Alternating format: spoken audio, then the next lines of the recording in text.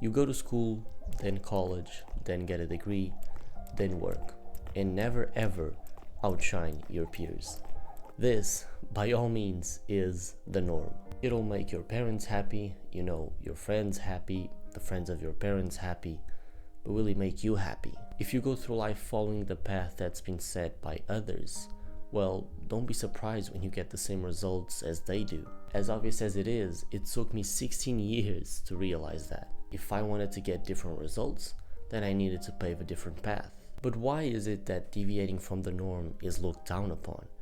Is there something fundamentally wrong with it? That's what we'll be talking about today. Firstly, I think it's important to mention that not everyone wants to be special. I know people like this firsthand. They don't bother following the norm as long as they get an average life. They have everything they need. They have food, they have entertainment, and they have hygiene. That's about it. And by the way, that's totally fine. If that's your idea of a happy life, then by all means go for it. Click off the video and go follow that path. But then there's another set of individuals who don't want to follow this path. They feel like they are capable of so much more, to the point where an average life can't simply satiate their hunger. They want to leave a mark on this world. They want to live life to its fullest. And most importantly, they want to reach the best version of themselves. I'm going to keep using myself as an example here. Every time I had to do an action that would deviate from the norm, I felt anxious, because if I failed, I knew that I would be ridiculed. This is why tracing your own path is so dangerous, because it attracts attention. By default, if you're not following the norm behavior, well then people aren't used to seeing someone pursue the path that you are pursuing. So you better believe that your actions will be under the spotlight. And some people, not all, but some people will wait on the sidelines till the moment that you fail, so that they can pounce on you and make fun of you. By living the game of life, we are obliged to make choices, right? You have to choose a certain life path. And so when people see someone choosing a path different to the one they chose, they start thinking to themselves, wait a minute, this guy, he went right and I went left, but I'm sure I'm correct. I think I made the right decision. Everybody told me that this was the correct path, so that guy must be wrong. So, I'm not saying that person wants what's worse for you, but secretly they are rooting for you to fail, because if and when you do fail, that will simply prove his point. Aha, I knew his path was wrong, so that must mean I am correct. And this is why if you decide to pave your own path, you likely won't have a lot of supporters, because by default there won't be a lot of people on the same path as you, so most people will think you are wrong, so that they can reassure themselves that they made the right decision. And then it's just not a matter of making a certain decision and it's over with. Actions have consequences. And making a decision to follow a different path to everyone else, let's be honest, it takes courage. You may tell your parents that you don't want to go to college, that's not what you want to pursue. And then the consequence may be, okay, well then you're gonna get kicked out of the house. So you're probably gonna have to find a part-time work to be able to make a living. The point is that if you want to trace a new path, there won't be a lot of people helping you. In fact, there may be none at all, because once again, you're not following the norm. And that implies there won't be a lot of people on that path. And so there won't be a lot of people that are going or have already gone through what you are going. Imagine you are 18 and you want to start a business. What do? It's very unlikely that you have a friend that's already gone through that experience.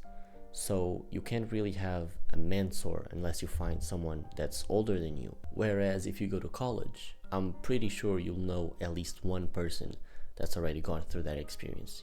Maybe they're your friend, maybe even a relative, it doesn't matter. It's a much more common experience, and so you'll have a lot more people around you that can help you go through it. Essentially, you have someone to relate with, and I'm going through both of those paths, kinda, I'm currently in my second year of college, and I'm also at the same time focusing on this personal project, this channel.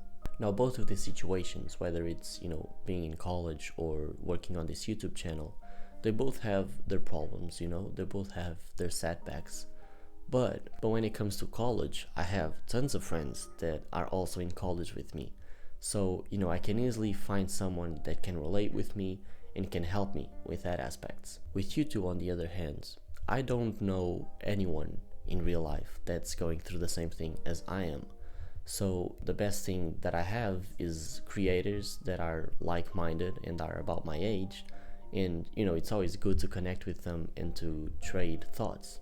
And this will affect some people more than others. So, I just thought it was important to mention, because it is a strange feeling. You have a problem that is occupying your mind, but you can't really talk with anyone about it because no one's gone through it, or no one can really help you with it. If we keep comparing college with YouTube, for example, college has an extremely high rate of success. I think it's something like 60% of students can graduate.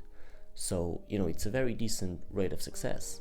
Whereas with YouTube, I think less than 1% of the channels that are created actually have some kind of success. So all of these facts put together make up the normal behavior. And, it's a mix of what's the safest path that will also give you a decent life. And parents are the biggest promoters of this lifestyle because they obviously want their kids to be successful. They want their kids to have a good life, and they don't want to see their kids fail. They don't want to see them go through hardships in life. So the conventional path is the most compatible with those wishes. And most of the times the kids just end up following their parents' advice. Let's be honest, at 17 or 18, you know nothing about yourself, or where you want to be in the future. And even if you do know where you want to be in 10 years, it's very unlikely that you have a map to get there. So when your parents or relatives give you a pre-built road, it cuts out the work for you, and it's the rational choice. The worst part is when you reflect on your life and realize that you didn't create your own path because you were scared of failure.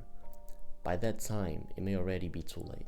So if you're going to be taking something away from this video, let it be the fact that whatever path you want to follow, make sure it's going to make you happy, okay?